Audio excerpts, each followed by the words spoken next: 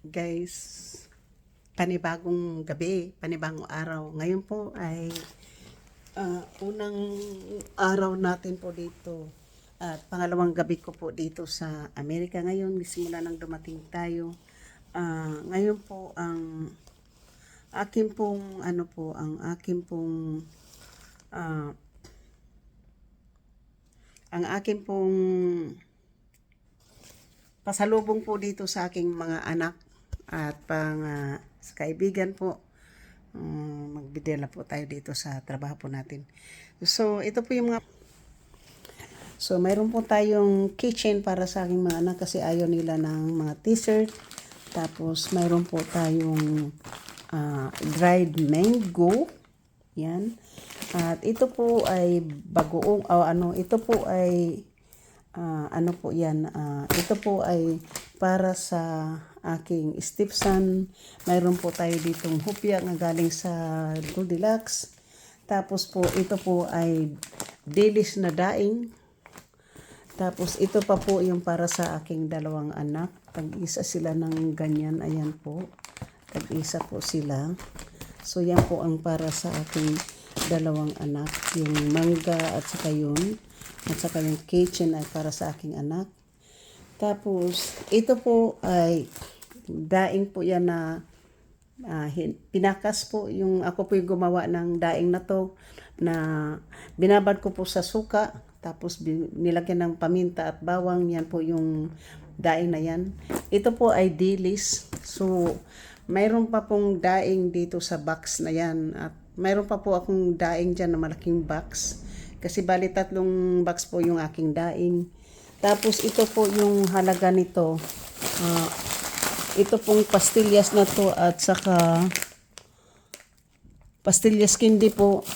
At saka itong pastillas na langka daw, itong mangga daw to. Tapos may ubi din yung ganyan. Pastillas din po yung nito. So yan po ang iba na po ngayon ang pastillas, hindi na po nakabalot ng So hindi ko lang po alam kung ano po yung ibibigay ko doon to sa aking kasama sa trabaho.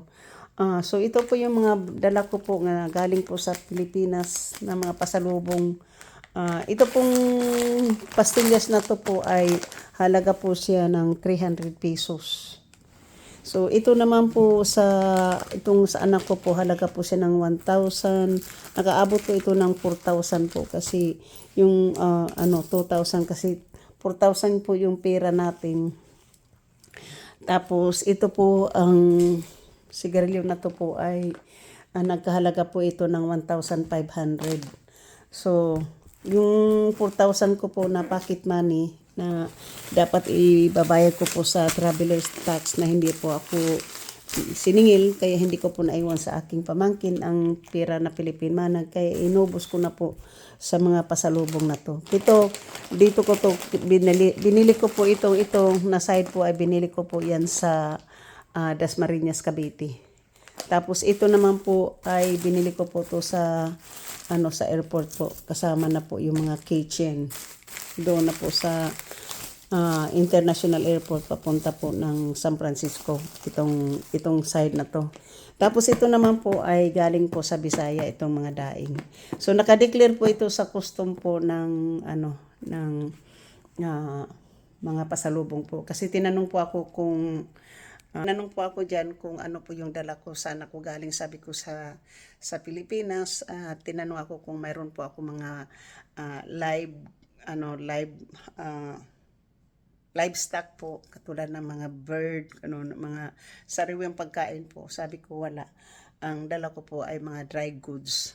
Katulad po ng dried fish or something. Tapos yung mga ganyan na po, at saka sabi ko mayroon akong dalang coconut brittle. So yung box na po na yan ay may daing pa rin po yan. Kaya hindi po natin ito mabuksan kasi wala po akong pangbukas. Kaya talagang binalot po ito ng husto ng aking pamangkin. Ito po yung daing po na binigay po ni Kahaw. Binigay po ni Monkey Woman at saka yung aking daing po na binili ko po yung isda dito. Tapos ito po yung dilis na binili ko rin po ng dilis na yan. So gusto ko pong alisin lahat po ang mga ano kasi pwede ko po siyang ilagay dito. Kaya lang hindi ko po siya maano eh. Kasi madami din po. So hayaan ko na lang po kasi hindi ko po kasi dito siya mabubuksan para ito po talagang dilis. So kung mayroon lang po akong pangbukas, bibigyan ko po yung aking kaibigan dyan na naghatid sa akin sa airport nung pumunta ko ng Manila.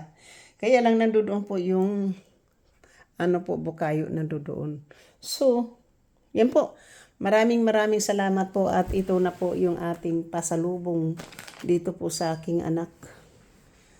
At wala po din pong laman yung ko kasi ito lang po yung laman ng aking At siyempre po, nandito tayo. So, kaya ibabalik ko na lang po yung aking yung aking mga pasalubong dito na lang po sa maliit na malita para pag inalis na po natin siya mamaya doon sa bahay ay ilalagay ko na lang po lahat ng mga damit doon para na po yan. So, hindi ko po alam kung mapunta dito po yung dalawang bata. So, yan po. Maraming salamat. Thank you for watching sa aking mga minamahal na mga subscribers, silent viewers, sa mga OFWs. Kaibigan matindi, mega love shout out. At sa lahat-lahat mo na sumusuporta ng aking channel. Thank you so much. Yan po, naipakita ko na po sa inyo ang aking mga pasalubong para sa mga anak at kaibigan dito po. Thank you. And I love you all. Bye-bye po. Nakapag-vlog tayo. Ang dami ko na pong na-upload na vlog, di ba? Thank you so much. Hanggang dito na lang po tayo. Good night po. Ay, alas 11 na po ng gabi. So,